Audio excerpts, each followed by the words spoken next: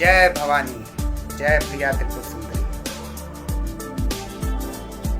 मेरा कोई नहीं है आपके सिवा, तो जो जो इस संसार में आपने अपना मान रखा है सब वो घसीट लेंगे।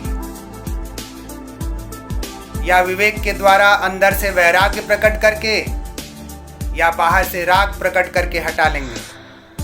जगह ही नहीं रखेंगे जिसे आप अपना कह रहे हो। तैयार रहना, और यदि वास्तविक हृदय से ये बात आ जाए तो उसी समय वो इंसान महात्मा बन जाएगा। अब अपने लिए कोई कार्य नहीं रह गया है।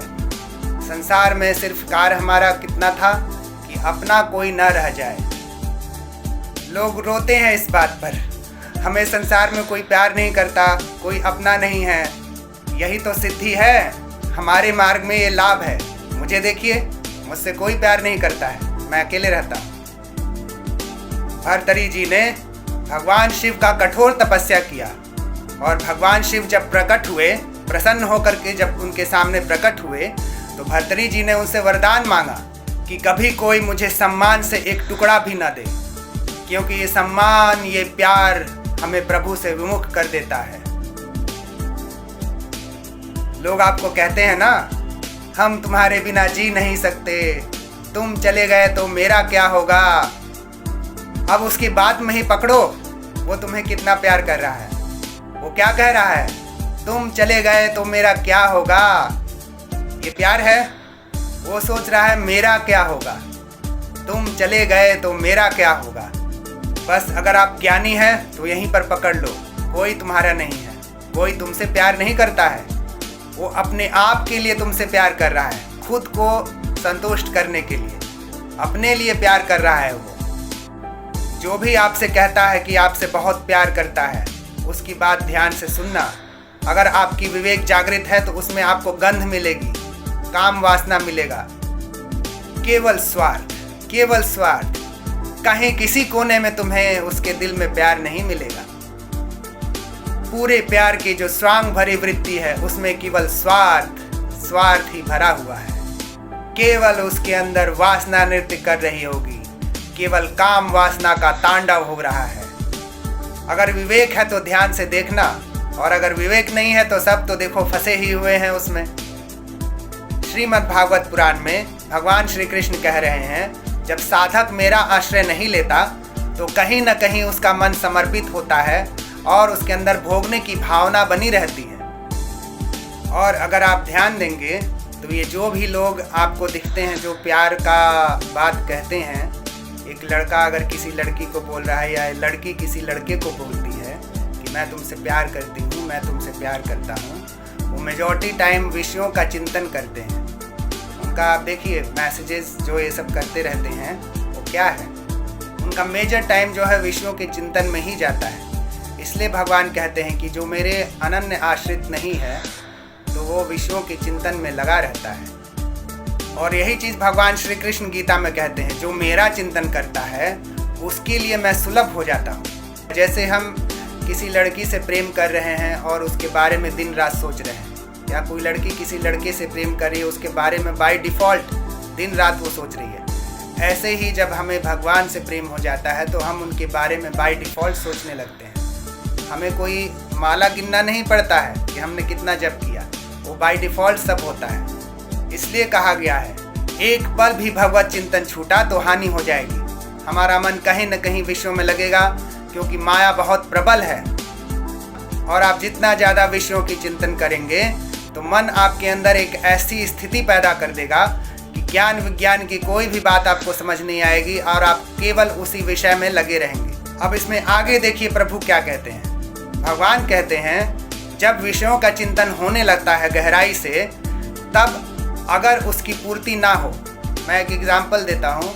अगर हम किसी भी लड़की से आसक्त हो गए हैं, देखिए भगवान तो इसको आसक्त का नाम दिए हैं, लेकिन आप लोग इसको प्रेम कहते हैं। वो प्रेम नहीं है, वो आसक्ति है। तो आप किसी के प्रति भी अगर आसक्त हो गए हैं और वो आपको ना मिले तो क्रोध उत्पन्न होता है। भगवान गीता में कहते हैं, पहले काम वासना उत्पन्न होता है और उस काम की पूर्ति ना होने के कारण क्रोध उत्पन्न होता है, और जब क्रोध उत्पन्न होता है तो उस मनुष्य का सर्वनाश कर देता है। ये क्रोध ऐसा है कि जिससे आप बोलते हैं प्रेम करते हैं ना, उसी का आप मर्डर भी कर देते हैं। आपने देखा होगा। देखिए ये आसान तो नहीं है, लेकिन अगर आप दीर्घ काल तक जबरदस्ती भगवान का नाम लेना शुरू कर दीजिए। जैसे देखिए वाल्मीकि को राम बोलने भी नहीं आता था। जब नारद मुनि ने उन्हें राम मंत्र दिया तो वाल्मीकि ऐसे बोलते थे, मरा मरा राम राम, और राम निकलने लगा। तो इस तरह से वो राम नाम जप करने लगे और उन्हें भगवान का पद प्राप्त हो गया। आप अगर देखेंगे तो रामायण में उनको भगवान वाल्मीकि कह के संबोधित किया जाता है। तो देखिए एक जो डाकू है जो रोज़ सबका मर्डर कर रहा है, कितना वो पाप करता है, और वो उसके जैसा इंसान राम नाम जप करके अगर भगवान का पद प्राप्त कर सकता है तो आप तो फिर भी अच्छे इंसान हैं, है ना। तो आप कोशिश करिए, अभ्यास करिए, क्योंकि भगवान कहते हैं ना, अभ्यास योगिन ततो माम इच्छाप्तुम धनंजय। अभ्यास योग से तुम मुझे प्राप्त कर सकते हो। तो अभ्यास योग यही है, जबरदस्ती आप मुंह से बोलिए ओम नमो भगवते वासुदेवाय, ओम नमः शिवाय, जय प्रिया त्रिपुर सुंदरी। आपको जो भी नाम पसंद है आप उस नाम का स्मरण करिए। अगर आपने गुरु मंत्र लिया है तो आप उस मंत्र का जप करिए, निरंतर करते रहिए फोर्सफुली। आप ऐसा करते रहेंगे तो एक समय आएगा जब आपका इतना मतलब गहराई से आप रम जाएंगे ना कि आप छोड़ना चाहेंगे तो भी छोड़ नहीं पाएंगे। ऐसा होता है भक्ति का वो रस, एक बार आपने चख लिया तो आप छोड़ नहीं पाएंगे। जैसे विषयी पुरुष भले किसी भागवती स्थान में भी बैठा हो तो उसके मन में वही विषय ही चलते हैं। जैसे कोई लड़का है तो उसके मन में उस लड़की का ही स्मरण होगा बाय डिफ़ॉल्ट।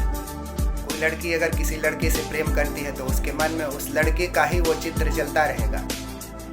आप समझ रहे हैं ना मेरी बात को। इसी तरह से आप कहीं भी बैठे हो, अगर आपका मन जो है रम गया है भगवान में ना, तो सिर्फ वही आपको दिखेंगे हर पल हर क्षण। तो कॉन्क्लूजन क्या है? जो भगवत परायण नहीं होते, जो भगवान के नाम का स्मरण नहीं करते, उनका विषय चिंतन ही होता है। इस बात को आप नोट कर लीजिए। अगर आप भगवत चिंतन करेंगे, अगर आप भगवान के नाम का स्मरण करेंगे तो विषय चिंतन धीरे धीरे आपके अंदर से मिट जाएगा। और विषय चिंतन जब मिट जाएगा तो ऑफ कोर्स आप ब्रह्मचर्य का साधना भी कर सकते हैं। ये कोई डिफिकल्ट टास्क नहीं है।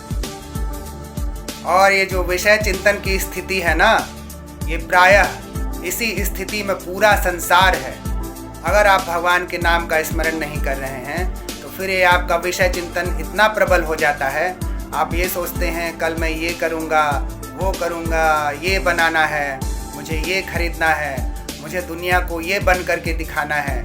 ऐसा करते करते एक दिन आपके ऊपर काल प्रहार करता है, मृत्यु होती है, और जो आपके आखिरी थॉट में था, जैसा कि भगवान गीता में कह रहे हैं, यम यम वापि स्मरण भावम त्यम त्यस्तन्ते कलेवरम तम तमेवैति कौन्तेव सदा तद्भाव भाविता। तो भगवान कह रहे हैं जो आपके अंत काल में जो भी भाव चल रहा है, क्योंकि जीवन भर आप उस भाव से भवित रहे हैं, आप सोचते रहे ये करना है वो करना है, कितना काम है आपको, लेकिन जब मृत्यु आती है तो आपको मौका नहीं देगी कि आप काम करके जाइए। तो वो जो भाव लेकर आप मरेंगे उसी के अनुसार आपका अगला जन्म हो जाएगा और फिर से वही संघर्ष, क्योंकि आपको तो वो काम करना था ना, तो आप अगले जन्म में जाकर उस काम को फिर से शुरुआत करेंगे। तो बस यही चक्र चल रहा है 4 युगों से। चौथा युग आ गया। सतयुग में आपने बिताया, त्रेता भी आपने बिता दिया, द्वापर युग भी बिता दिया। आप इस तीनों युगों में थे किसी न किसी शरीर में। अब आप कलयुग में आए हैं, अभी भी आपको बहुत काम है, आपका काम खत्म ही नहीं होता है। तो अभी भी आप भगवान की शरण में चले जाइए, अभी भी कुछ नहीं बिगड़ा है। इस बार ऐसा मरे कि इसके बाद जन्म ना लेना पड़े। भगवान का नाम लेते हुए अंत काले च मामेव स्मरण मुक्त्वा कलेवरम।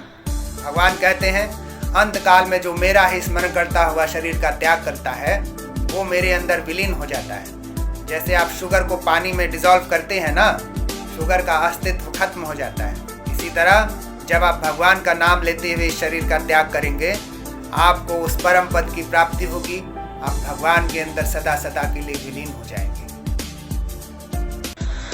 तो यही इसी को कहते हैं मोक्ष। बाकी इस संसार में आपको बहुत सारे लोग फिलॉसफी देंगे कि इसी संसार में मोक्ष हो गया, ये सब नहीं है। गीता पढ़िए आप, 8वें अध्याय का 6ठा श्लोक, भगवान साफ साफ बोल रहे हैं अगर आप अंतकाल में उनका नाम लेंगे तो ही आपको मोक्ष मिलेगा।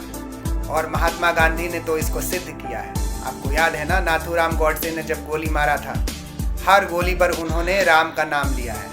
तो यही एक तरीका है मोक्ष प्राप्त करने का, और बाकी सब बकवास है, ध्यान मत दीजिए। मैंने बार बार आपको कहा है, जो वेद पुराण में लिखा है आपको वही सुनना है। एक इंसान क्या बोल रहा है उसका कोई वैल्यू नहीं है। आप पढ़िए गीता में भगवान क्या बोल रहे हैं।